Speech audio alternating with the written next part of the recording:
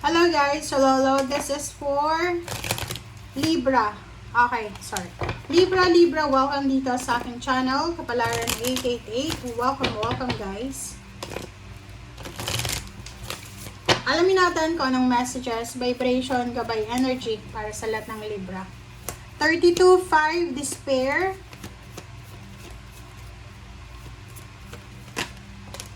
Wow, ang ganda, sudden wealth. Woo! Congratulations, Libra. Libra, ang sabi ng bara sa'yo, simula ngayong linggo, maybe there's a few days from Monday, August 10, until Friday siguro, August 14. Medyo desperada kayo kasi pwedeng may kailangan kayong financial na babayaran, mga expenses, ganyan, mga bills. Wala kayong pera. So, medyo desperada ka. But, pagdating ng weekend, medyo mabubuhayan ka ng loob kasi possible na may mga sudden wealth or sudden health, financial health. Pwedeng manalo ka sa mga patimpalak na may involved na pera as a reward. Pwede ka din na manalo sa loto, online, or sa kung ano pa man na mga pa-contest na may perang reward.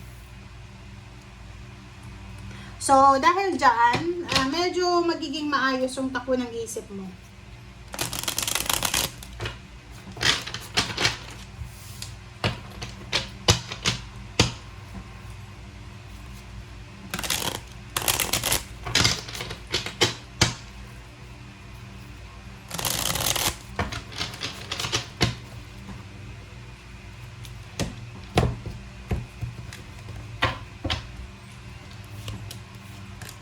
Okay.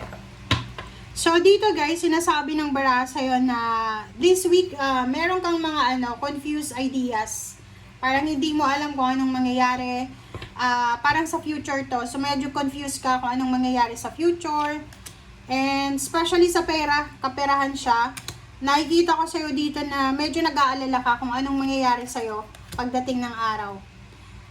And sinasabi ng bara sa'yo dito na this week may possible na financial help or there's someone na willing kang tulungan sa kung ano pa man na mga financial issues na meron ka. Another guys, sinasabi ng barahan na this week din, may posibilidad na makalipat ka sa bagong trabaho, mag-resign ka, tapos lilipat ka sa ibang trabaho. There's a possibility din na may mga new job offers ka na matatanggap, pwedeng magta-travel ka, magre-relocate ka, magbabago yung environment, magbabago yung trabaho mo. And possibility dito, Libra, is yung pagpunta ng ibang bansa. May posibilidad na makapunta ka ng ibang bansa para sa business, sa vacation, or sa kung ano pa man na trabaho.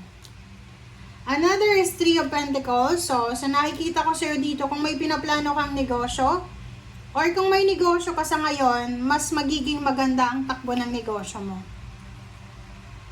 Relationship, sa nakikita ko mag-iingat ka, kasi pwedeng masira ang relationship mo because of jealousy or mga third party. Wow, so there's an incoming person sa buhay mo na importante siya kasi makakatulong talaga siya sa'yo financially and mentally. Oh, diba? Sa nakikita ko sa'yo dito, there's an obligations na posibleng may isang tao dito na makakatulong talaga sa'yo.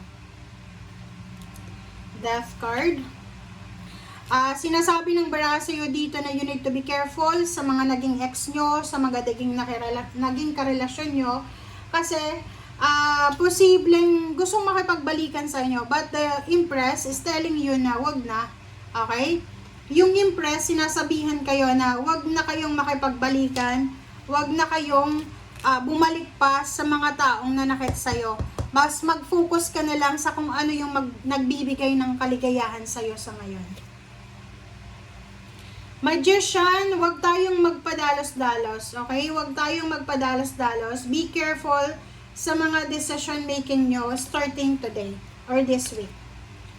Another Ten of Pentacles, yung Ten of Pentacles natin, especially sa pera, ihanda nyo yung sarili nyo, okay? You need to prepare yourself kasi sinasabi ng bara sa'yo, isang napakabilis na financial windfall yun nga, you will be lucky. Ang posibleng darating sa'yo. So, kung mananalo ka ng malaking halagang pera, proteksyonan mo yan kasi pwedeng manakawan ka. Okay? Pwedeng manakawan ka or pwedeng ma-scam ka. There's a fear or regrets ka na mararamdaman kasi pwedeng tungkol ito sa mga taong umabuso sa'yo. May mga taong gumawa ng masama sa'yo, Libra. Sabihin na natin, may mga taong umabuso sa kabaitan mo.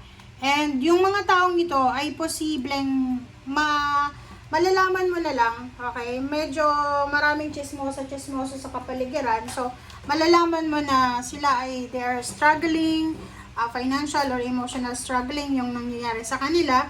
So, sa nakikita ko sa'yo dito, since you are Libra, ayaw mo ng gulo, kahit alam mo na ginawan ka ng masama, malulungkot ka pa rin. Okay? Malulungkot ka pa rin. Mag-iingat ka sa paghahawak ng pera mo kasi posibleng manakawan ka. Posibleng yun, ma-misplace mo yung wallet mo or yung personal belongings mo. Okay? King of Pentacles. This is the money na incoming pa lang. So, there's a lump sum of money coming para sa'yo or sa family mo. So, yung pera na to or yung karangyaan na to ay posibleng magbigay sa'yo and the rest ng family ng financial happiness and success. Wow! Also, sinasabi ng bara sa'yo na kung gusto mo daw na maging financially stable, kailangan mo daw na alamin kung ano talaga ang gusto mo. Okay? May mga tao na nanakit sa'yo sa past na, yun na nga, sabi ko sa'yo kanina, na maaawa ka sa kanila kasi they are suffering.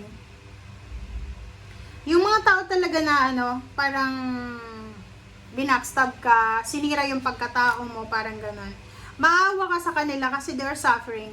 Pero, ang sabi ng bara sa'yo dito, huwag kang maawa kasi ginawan ka nga nila ng masama eh. And kung talagang aware sila sa mga ginagawa nila sa'yo, alam nila na lahat ng ginagawa nila may consequences. So since may Saturn retrograde tayo, talagang yung Saturn, sisingilin sila ng kanilang mga ginawa. Maganda man yan or hindi. So wala kang dapat na ika-guilty dyan. Kasi hindi mo kasalanan na naging masama sila sa'yo or hindi mo kasalanan na ginawan ka nila ng masama. Yun yung problema sa inyo, Libra. Kasi ang Libra, kahit na traidorin mo, mabilis kayong magpatawad. Mabilis kayong maawa. Kaya nga paulit-ulit kayong ginagawa ng masama. So, sa barahan na to, sinasabi sa'yo na no, kailangan mo nang mag-move on. Kailangan mo nang kalimutan kung sino yung mga taong yan. Okay? Thank you. Bye!